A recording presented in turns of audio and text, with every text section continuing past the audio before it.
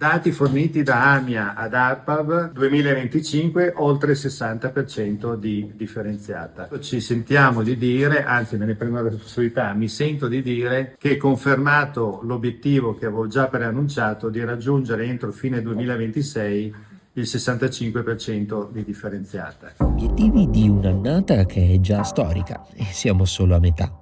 Numeri incoraggianti quelli presentati ieri da AMIA. Nella nostra città continua dunque a migliorare in modo importante la raccolta differenziata, che solo l'anno scorso ha superato la soglia del 60%, segnando un ulteriore passo in avanti dopo il 57% registrato nel 2024. Alla base di questo miglioramento, come ribadito dall'azienda, c'è sicuramente l'introduzione progressiva del nuovo sistema di raccolta che combina cassonetti ad accesso controllato e raccolta porta a porta, ormai diffuso in oltre metà del territorio cittadino. È un dato importante che chiaramente ci deve impegnare ancora di più a dare un servizio adeguato e seguire tutto quello che è anche la pulizia delle strade, la pulizia vicino ai cassonetti e così via in modo ancora più adeguato, però il risultato c'è. Il risultato è che negli ultimi di fatto 2 anni conclusi, 24-25, abbiamo fatto un salto di ben 7 punti sulla differenziata, un 50%, 53% che era fermo da molti anni e invece con il dato 2025 siamo balzati oltre il 60%. Irreversibile, come sempre il cambiamento è un cambiamento di abitudini e anche un cambiamento culturale, per cui difficile per le cittadine e per i cittadini, difficile anche per l'azienda, bisogna organizzarsi in modo adeguato, incidenti di percorso possono capitare. Però è irreversibile per un semplice motivo, anzi 2 motivi. Uno è quello ambientale, che per me è sempre il primo e il più importante obiettivo. L'offesa all'ambiente. AMIA, quando abbiamo preso in gestione l'azienda, voleva dire 60.000 tonnellate all'anno in discarica, per cui di materiale non utilizzato.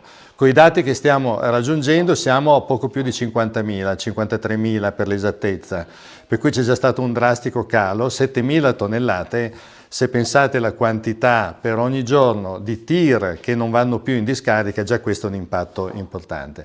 Poi c'è l'aspetto economico, perché la Regione Veneto dall'anno scorso ha introdotto una super tassa ecologica, di fatto possiamo chiamarla così, che quest'anno impatterà, perché non abbiamo ancora raggiunto il 65%, impatterà ben 1,5 milioni di euro sulle casse di AMIA, che vuol dire sulle casse di tutti noi cittadini e cittadine e vuol dire minori servizi. Il messaggio è arrivato insomma ai cittadini veronesi in qualche modo. Sì, colgo l'occasione per ringraziare le cittadine e i cittadini nella stragrande maggioranza che stanno seguendo quelle che sono le necessità di cambiamento. Se vogliamo migliorare dobbiamo cambiare. Cambiare, specialmente le abitudini, non è facile, però la stragrande maggioranza ci stanno seguendo con un grandissimo sforzo di comunicazione, con i tutor presenti sul territorio e così via. Ci sono ancora dei margini di miglioramento, ci sono ancora persone che non seguono debitamente le regole, anche noi come AMIA dobbiamo ancora sicuramente migliorarci, però i risultati sono concreti. Posso aggiungere anche un'altra informazione importante, non ancora così ufficiale, ma è un dato che abbiamo. I primi 3 mesi di quest'anno 2026 ci danno un calo del ben 10% della indifferenziata. Ma il cambiamento definito irreversibile ha anche altre e più profonde sfumature. Illudersi che una trasformazione del genere, che è più una rivoluzione che un'evoluzione, siamo stati fermi per più di un decennio e stiamo comprimendo in 2 anni questa trasformazione, venga fatta senza parlare con i cittadini è appunto un'illusione.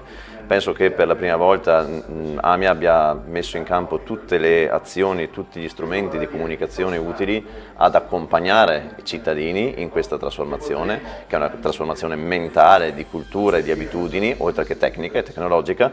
L'abbiamo fatto mettendo a disposizione strumenti nuovi, tutor, abbiamo più di una trentina di tutor sulle strade e nei quartieri che spiegano l'uso dei cassonetti, ma ovviamente anche che aiutano a spiegare le abitudini da prendere per usarli al meglio.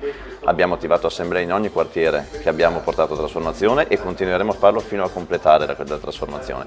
un cambiamento culturale nelle abitudini, ma anche appunto tecnologico nella modalità di conferimento dei rifiuti. Non era più rimandabile questo cambiamento, dobbiamo centrare degli obiettivi di raccolta differenziata, c'è ancora molto lavoro da fare, sappiamo delle criticità sul territorio, siamo tutti i giorni alle prese con la risoluzione di questi problemi, cercando di impegnarci anche per migliorare appunto la pulizia della città e l'igiene urbana, che in questi momenti per alcuni quartieri può essere una criticità.